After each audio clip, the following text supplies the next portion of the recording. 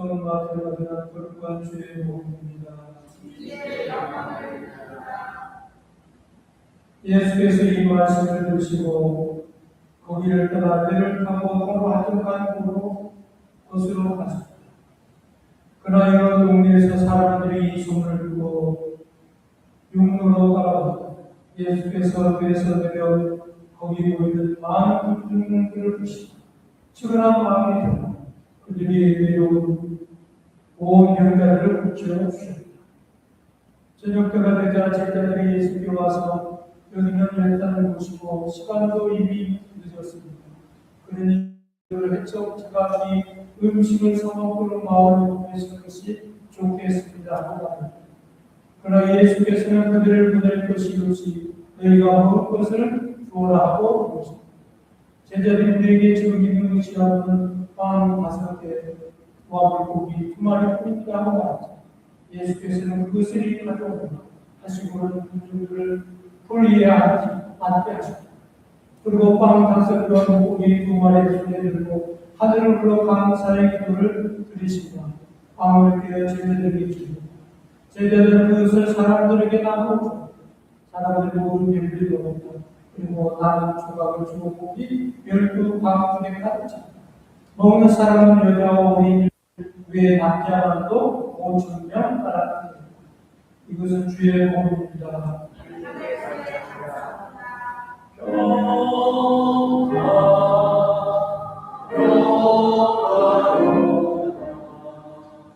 하늘 위에서 내려오네 그 사랑의 물결이 영원토록 내 영혼을 덮으소서. 성부와 성자와 성령의 이름으로 다 같이 앉으십니다.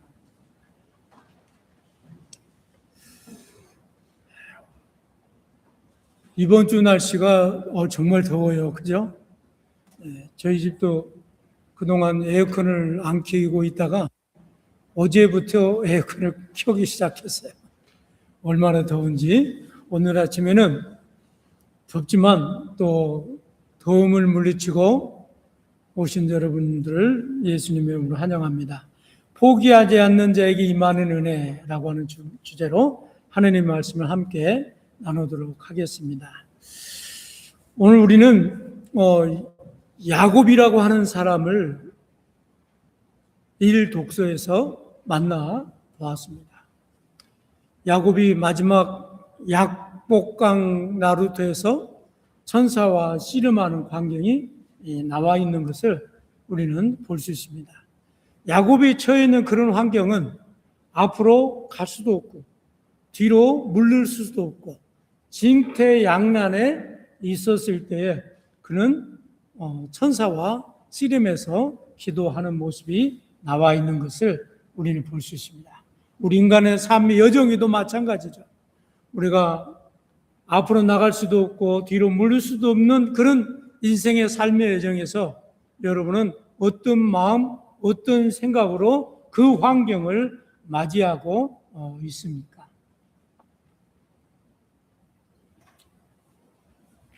오늘 창세기의 야곱이 바로 그런 처지에 놓여 있는 것을 볼 수 있습니다. 야곱은 자신이 원한 고향을 떠난 것이 아닙니다. 우리 야곱을 계속 창세기를 보면서 보호하고 있잖아요.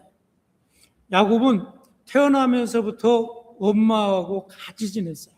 엄마 치맛자락을 잡고 쫄래쫄래 뒤만 쫓아다니는 친구였어요. 그런데 어느 날 형과 장자 싸움을 얻게 되어지는데 엄마가 이 장자 싸움을 하는데 돕게 되어집니다. 그래서 그는 자기가 원해서 장자 싸움에 뛰어든 게 아니에요. 엄마가 밀었기 때문에 그는 자기의 의지와 생각과는 상관없이 장자 싸움의 쟁탈전을 치르게 된 겁니다. 그런데 장자권을 차지했어요. 하고 나서 보니까 누가 가만히 있겠어요. 장자 당사자인 예사가 가만히 있지 않는 겁니다.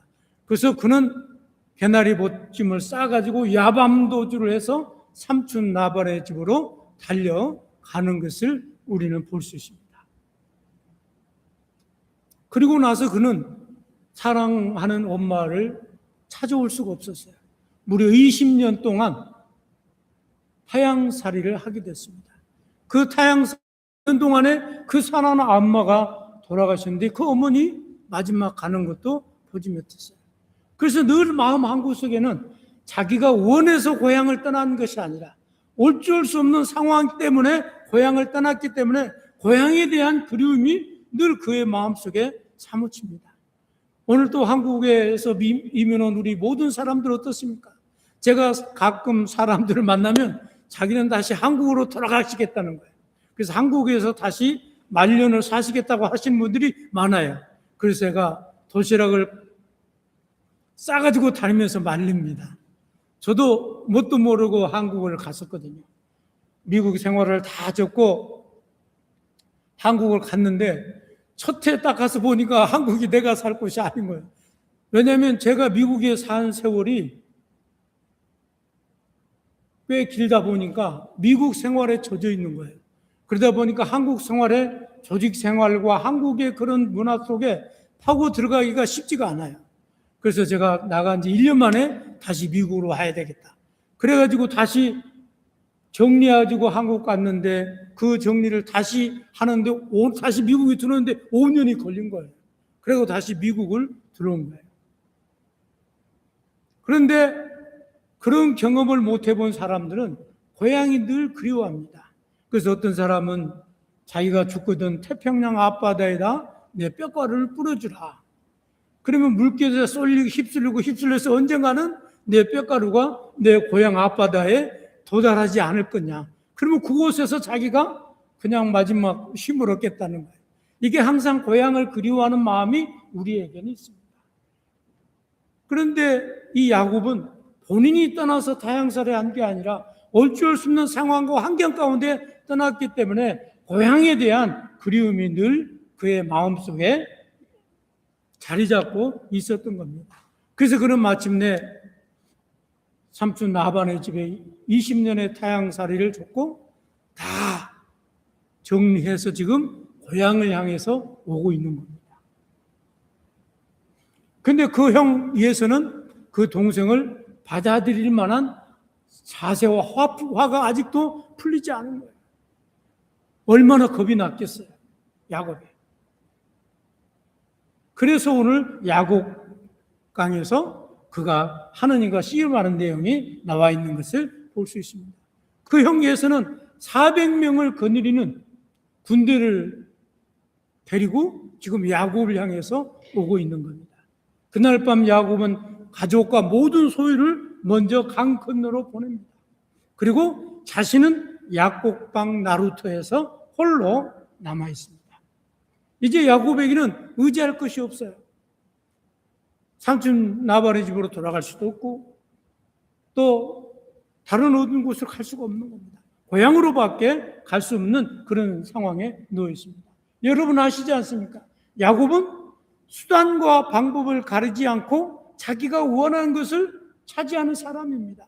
얼마나 꾀가 많은지 삼촌 나반의 양떼를 전부 다 자기 양떼로 만들어버리잖아요. 놈이 새끼를 갖게 되지면 개울가에 버들나무 가지를 해가지고 빨갛게 해가지고 그걸 보고 지나가는 모든 양들은 태어나면은 빨간색이 가지고 태어나는 거예요. 삼촌하고 얘기합니다. 새끼로 새로 난 양이 빨간색을 가지고 태어나면 내 거고 빨간색으로 태어나지 않으면 삼촌 겁니다. 그렇게 얘기해놓고 그것을 자기 걸로 만들기 위해서 빨간 것을 보게 하고 지나가게 해가지고 태어나는 양마다 다 빨간색이 태어나게 된 거예요. 그 삼촌 거보다 자기 양이 더 많아진 거예요. 그래서 큰 거부가 돼가지고 지금 이제 그런 상황에 놓여 있는 겁니다. 야곱은 그런 삶으로 20년 동안을 살아왔습니다.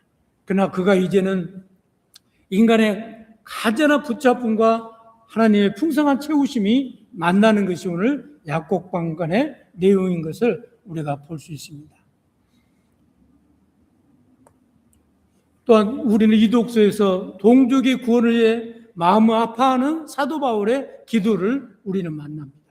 그리고 마지막 세 번째는 복음서에서 예수님께서 13장에 예수님께서 5천 명을 먹이시는 기적을 우리는 만나게 되어집니다. 여기서 우리가 중요한 것은 우리가 어려울 때일수록 하나님을 붙잡아야 된다라고 하는 것입니다. 첫 번째로 어려울수록 하나님을 붙잡으십시오. 창세기 32장 26절에 보니까 저에게 축복해 주지 않으면 놓아드리지 않겠습니다. 야곱의 인생은 끊임없이 경쟁과 갈등의 연속이었던 것을 우리는 알 수 있습니다. 그래서 야곱은 자신의 지혜와 노력으로 많은 재산을 얻었지만 그 마음 깊은 곳은 항상 두려움이 있었습니다. 그리고 그 두려움을 없앨 수는 없었습니다. 이제 그 두려움이 이제는 야곱방 강변에 자기 혼자만 남게 되어진 것을 우리는 볼 수 있습니다. 이제는 그가 형을 만나야만 합니다. 야곱은 자신이 할 수 있는 모든 것을 준비했지만 가족과 재산은 다 무리로 나누고 형에게 보낼 선물도 따로 준비를 했습니다. 그러나 아무리 준비해도 그의 마음속에 두려움은 사라지지 않았습니다. 여러분, 우리 인생을 살아보면 아시잖아요. 정말 귀중하고 정말 소중한 일이 있을 때는 우리가 머리를 뾰쭉 세우고 우리의 살에 닭살이 돋도록 우리가 근심하며 염려하며 걱정하며 준비합니다. 그런데도 그 날이 맞이하기 전까지는 우리는 밤잠을 이루지 못하고 두려움 속에 사무치게 되어집니다. 그런 상황이 지금 야곱의 상황이었습니다. 책임있게 준비하고 노력한 걸 다 준비했지만 아무리 준비해도 그에게는 그 두려움을 물리칠 수가 없었습니다. 그때 그는 깨달았습니다. 내가 모든 것을 통제할 수 없구나. 내 지혜와 경험으로 할 수 없는 일이 있구나라고 하는 것을 결국 깨닫게 되어집니다. 그때 하느님의 도우심이 임하게 되어진 것을 볼 수 있습니다. 그렇습니다. 우리는 우리의 삶 가운데 우리가 모든 것을 준비했다고 해서 준비한 대로 계획된 대로 다 된다면 인생이 실패하는 사람은 한 사람도 없을 거예요.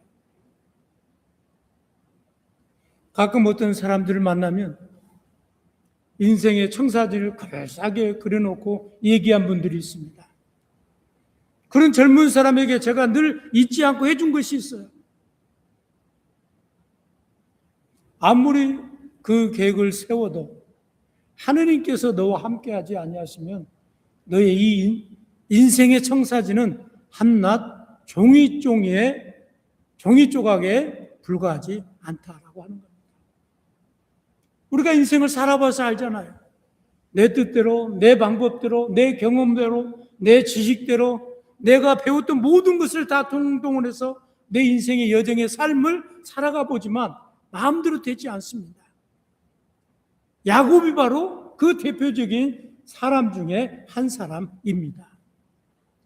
그런데 그가 그렇게 거침없이 살았는데 이제 인생의 삶의 가운데서 야곱 방면에서 자기 자신을 돌아보니까 내가 할 수 없는 것들이 있더라는 거예요. 내가 아무리 준비하고 내가 아무리 모든 것을 완벽하게 가졌다 할지라도 내 힘으로 내 능력으로 할 수 없는 게 있다라고 하는 것을 그가 깨닫게 되어진 것을 볼 수 있습니다. 그래서 무엇보다도 하나님 앞에서 자기 자신과 싸움하게 되어진 것을 볼 수 있습니다. 그렇습니다. 야곱은 더 이상 자신의 힘으로 버틸 수가 없을 때 하느님께서 그의 한도뼈를 내려칩니다. 그때 그는 자기 모든 것을 다 내려놓습니다. 자기 힘으로 씨름해서 버텼지만 이제는 한도뼈가 부러진 후에는 더 이상 자기 힘으로 그 시험을 씨름을 이겨낼 수가 없는 거예요. 그때 하나님께서 그를 만지시고 그의 마음속에 있는 두려움을 물리치시고 그리고 그 앞에 놓여 있는 모든 문제를 해결해 줍니다.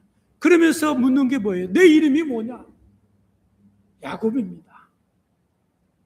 하나님께서는 몰라서 야곱의 이름을 묻는 게 아닙니다. 알고 있었지만 그럼에도 불구하고 하나님은 내 이름이 뭐냐? 라고 묻습니다. 그때 내 이름이 야곱입니다 라고 대답할 때 하나님께서는 그에게 뭐라고 이름을 새로 줍니까? 이스라엘이라 줍니다. 그래서 지금까지는 내가 과거 영매에 살았더라면 앞으로는 야곱의 삶이 아니라 이스라엘의 삶을 살아야 된다. 나를 만난 후에는 이제는 내가 새로운 사람이 되어서 하나님의 나라를 위해서 헌신하고 주님 앞에 영광 돌리는 삶을 살아라고 하는 것입니다. 그래서 우리가 세례 받을 때 우리가 세례명을 묻잖아요. 세례명을 원하십니까? 세례명을 원하시면 제가 세례명을 줍니다. 그 세례명은 내가 그동안은 아무개로 살아왔지만 오늘 내가 세례를 받을 때 세례명을 받게 된 그날부터는 내가 지난 과거의 내 이름이 아니라 새로 받은 세례명의 이름의 뜻대로 내가 살겠습니다라고 주님 앞에 고백하는 시간이 되어지는 것입니다. 그렇습니다. 그래서 야곱은 하나님을 만나고 하나님과 씨름해서 이김으로 인해서 그런 모든 것들을 감당하게 되고 승리하게 되어진 것을 볼 수 있습니다.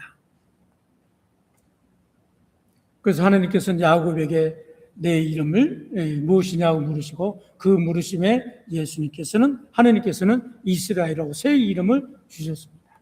그래서 하나님께서는 야곱의 과거를 보지 말고 은혜를 받은 새로운 변화로 미래를 보라라고 그렇게 이끌어 주셨습니다. 우리가 하나님을 붙잡기 전에 하나님께서 먼저 우리를 찾아오십니다. 우리가 힘이 빠져 더 이상 걸을 수 없을 때도 우리의 주님의 강한 손으로 우리를 붙들어 주시고 놓지 않으십니다. 두 번째로 한 영혼을 포기하지 말고 기도하십시오. 로마서 9장 2절에 보니까 나에게 큰 슬픔이 있고 마음으로 끊임없는 번민이 있습니다. 로마서 9장에 사도 바울은 그렇게 고백합니다. 사도 바울은 자기 동족을 사랑했어요. 그러나 그 자기가 사랑하는 그 동족들은 예수님을 믿지 않았습니다. 구원하고 거리가 먼 삶을 이스라엘 백성들이 살게 되었습니다. 그래서 그의 고백입니다. 하나님, 우리 동족들이 예수 그리스도를 믿게 해주십시오. 차라리 내가 주님의 이름에서 생명록책이 지워질지라도 저들의 이름만큼은 하나님의 나라에 아로새게 있게 해주십시오. 그리스도를 믿게 해달라고 간절히 기도하는 것을 볼 수 있습니다. 그렇습니다. 이스라엘 백성들은 하나님의 자녀가 되는 권세를 가지고 태어났습니다. 그리고 하나님의 영광과 언약과 율법과 예배의 약속을 받은 민족입니다. 무엇보다도 그들 가운데 예수 그리스도께서 태어났습니다. 그러나 많은 사람들은 예수 그리스도를 받아들이지 않고 믿지 않았습니다. 바울은 그들을 비판하거나 정죄하지 않았습니다. 오히려 그들의 구원을 생각하며 마음을 아파하고 하나님 앞에 간절히 동족의 구원받기를 바라고 기도하는 모습이 오늘 본문의 말씀인 것을 우리는 볼 수 있습니다. 그렇습니다. 여러분, 혹시 우리 가족 중에 하느님을 믿지 않는 사람이 있습니까? 우리 주변의 친구 중에 혹시 예수 그리스도를 믿지 않는 사람이 있습니까? 그 사람을 위해서 기도합시다. 그 사람을 위해서 기도할 때 우리 마음을 다해서 사도 바울의 마음을 가지고 기도합시다. 예수를 믿지 않는다고 해서 정죄하거나 예수를 믿지 않는다고 해서 그 사람을 미워하지 말고 오히려 그러면 그럴수록 그 사람을 품고 그 사람을 안고 그 사람을 기도하고 그 사람을 주님 품으로 인도하는 그런 크리스찬들이 되어지기를 소망합니다.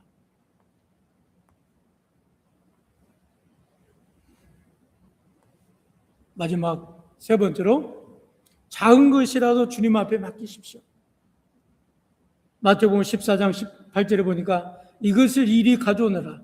오늘 복음서에서 예수님께서 세례 요한이 죽었다는 소식을 듣고 난 후에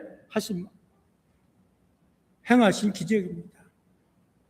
오늘 복음서도 이렇습니다.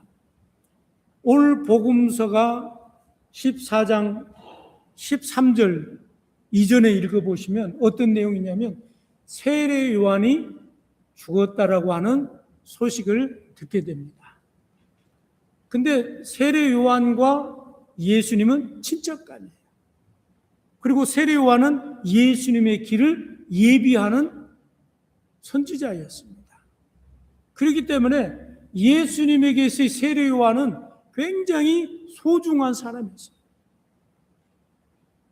근데 그 사람이 지금 죽었다고 하는 소식을 듣게 됩니다. 그리고 난 다음에 지금 예수님께서 하신 내용이 13장 13절 이후로 오늘 본문의 내용입니다. 예수님께서 그 소식을 들은 후에 배를 타고 외딴 곳으로 가셨습니다. 그런데 예수님이 외딴 곳으로 가실 때 많은 사람들이 예수님을 보고 예수님을 포기하지 않고 육로로 예수님이 있는 곳까지 걸어왔습니다. 예수님은 그 광경을 보고 그들을 그냥 내버려 둘 수가 없었습니다. 그런데 그때가 해가 젊고 날이 어두워지기 시작했습니다. 5천 명이 넘는 이 사람들을 그냥 집으로 내보낼 수가 없습니다. 왜요? 자기를 따라서 본인은 배를 탔지만 그들은 걸어서 육로로 그 예수님이 계신 곳까지 오셨는데 그런 그들을 그냥 버려둘 수가 없었던 겁니다. 그들 가운데 질병자들이 있었습니다. 건강이 안 좋은 사람들이 있었습니다. 예수님은 그들의 모든 병을 고쳐주셨습니다.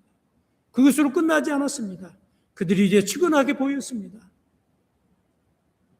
제자들에게 물었습니다. 저 숫자에게 먹일 양식이 있느냐? 빈들이기 때문에 양식이 있을 수가 없었습니다. 그래서 제자들은 빨리 해가 지기 전에 이분들을 다 각자 자기 집으로 가서 사 먹든지 자기 집에서 먹을 수 있도록 해야 됩니다.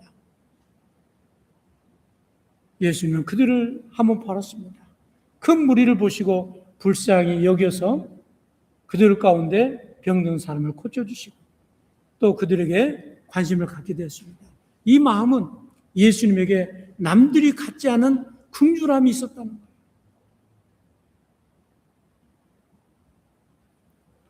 예수님은 그 긍휼함 때문에 그들을 내버려 보낼 수가 없었습니다. 그래서 그는 제자들에게 그러면 너희가 가지고 있는 것이 무엇이냐? 빵 5개와 물고기 2마리입니다. 가져가더라. 하늘을 향해서 축사하시고 나누셨습니다. 5천 명이 먹고도 12광주리가 남았습니다. 그렇습니다.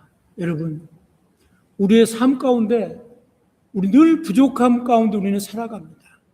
그러나 주님은 주님 앞에 우리가 올 때 모든 것을 정비하고 정리된 채로 오는 것을 원치 않으십니다. 지금 현재 우리의 상태를 가지고 가면 주님께서는 그걸 받으시고 주님께서 우리 인생의 문제를 해결해 주십니다. 마치 물고기 2마리와 떡 5개, 그 작은 것이지만 그것이 예수님의 손에 안겼을 때 5천 명이 먹고도 남은 역사가 일어난 것처럼 여러분 주님 앞에 나올 때 내가 완벽하게 준비되고 내가 완벽하게 모든 것이 다 됐을 때 나온다 아닙니다. 늘 우리가 부족하고 연약하고 나약하지만 주님 앞에 나왔을 때 주님께서 나를 들어쓰실 때 내 문제를 해결해 주시고 나의 인생의 모든 문제를 감당해 주시는 분임을 우리는 믿고 깨달아야 될 줄로 믿습니다. 말씀의 결론을 맺습니다. 그러므로 사랑하는 교회 여러분, 어려울수록 하느님을 붙잡으십시오. 영혼을 포기하지 말고 기도하십시오. 작은 것이라도 주님 앞에 맡기십시오. 인생의 여정 가운데 여러분이 감당하려고 하지 마시고 주님께 맡기십시오. 우리가 주님을 붙잡기 전에 주님께서 먼저 우리를 붙잡아 주십니다. 우리의 부족함을 예수님의 손에 맡길 때 주님께서 우리의 모든 것을 풍성하게 해주시고 우리에게 은혜를 채워 주실 줄로 믿습니다. 성부와 성자와 성령의 이름으로